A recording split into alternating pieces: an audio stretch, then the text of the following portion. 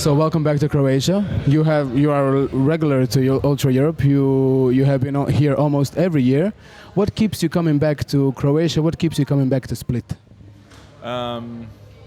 It's hard to answer just really short. I'll try to be short, but no, I love coming here. I love this festival, and I love the fact that now it's the peak of summer.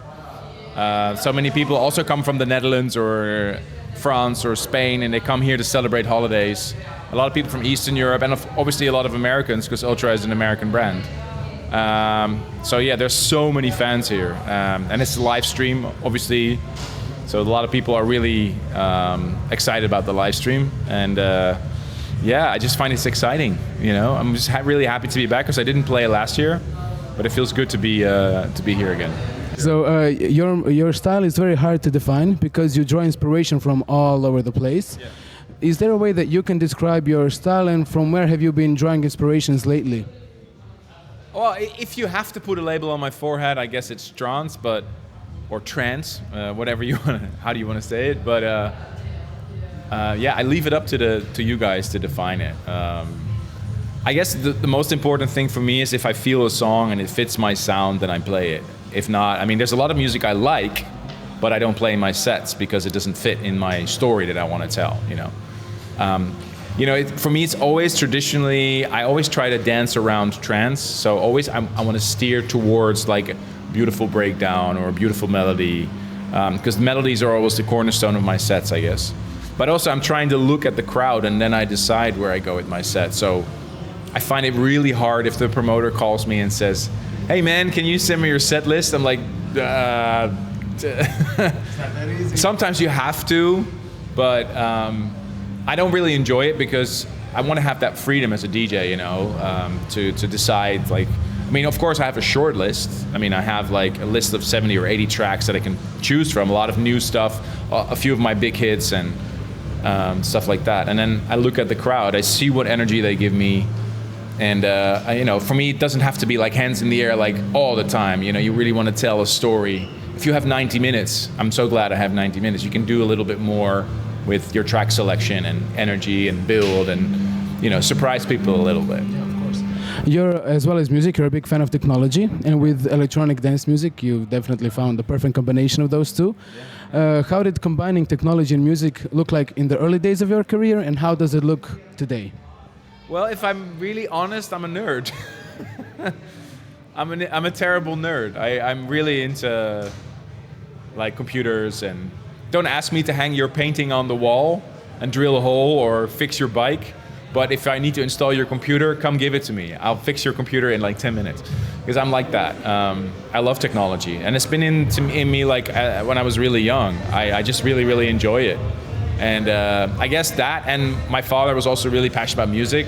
So I kind of, in the house, there was always like really experimental sounds. Like in the 70s, you had all these weird synthesizer music when the synthesizer was just invented. And a lot of people didn't even consider it to be a real instrument. And my father was intrigued by the sound of the synthesizer when his passion was classical music. So around the house was a lot of Bach and Beethoven and Vivaldi and Chopin, but also Jean-Michel Jarre and Vangelis. So I heard all the electronic sounds, and as a little kid, I was watching his big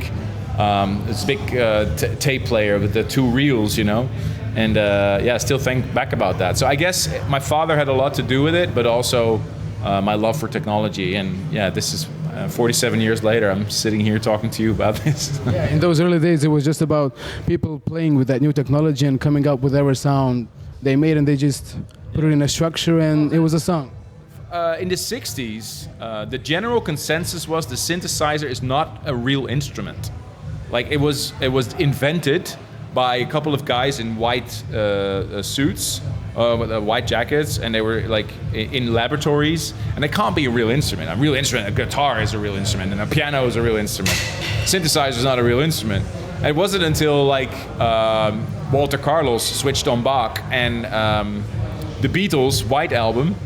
And I mean, the Beatles were one of the first to actually embrace the Moog synthesizer as part of their musical palette. And I think that's where it started. Actually, we owe a little bit of the fact that we're here sitting at Ultre Europe to the Beatles. I know it sounds weird, but it is true. There's a direct line to the Beatles because they were the first to embrace the synthesizer as a musical instrument. I mean, think about it. It's crazy right now. But at the time, it's sometimes it seems like a lot of times we draw back to the Beatles somehow. It's always there's something about the Beatles. So you're one of the few producers that keeps putting out albums. You put out album Breathe In recently. What is it about albums that is special for you? Because it's such an expensive music format. How do you use? What keeps you motivated to keep building those grand musical stories? I think it's super important for your fans to present an album because it's like an era, you know. As a musician, I'm growing all the time. My sound changes all the time. I mean, I wouldn't make Intense that I made in 2013 again now because, you know, I use different software, I use different sounds. So Breathe In is like a photograph. It's basically a photograph of the sound where I'm at. And Breathe In really works well that way. And I think to present this to my fans, it's not necessarily a financial choice because you're right, it's really expensive to release albums, but it's more a gesture to my fans to say like, okay, this is the Breathe In era, this is the Feel Again era, this is the Balance era, and you can sort of bundle these tracks. And for me, it's done then, done and dusted. But I know that I will never go back to that sound. You know, I'm going to discover more inside me, new sounds, new techniques, I'm constantly learning. Like on the plane here, I was watching a lot of tutorials again, and I'm constantly learning new things all the time. Yeah, you have to keep it fresh with just learning all the time and absorbing new information. Well, I found out for myself, I can't judge for anybody, and I can't talk for anybody else, but the only reason why I keep making music is because I keep educating myself. I enjoy that very much. I mean, I'm not saying anything about anybody else, but just for me, I need that. I need to keep it exciting. I need to educate myself constantly. So that's why I make tracks with a lot of young DJs now, because I find that young DJs have super good ideas. Thank you so much for your time, and I wish you all the best luck tonight. Thank you.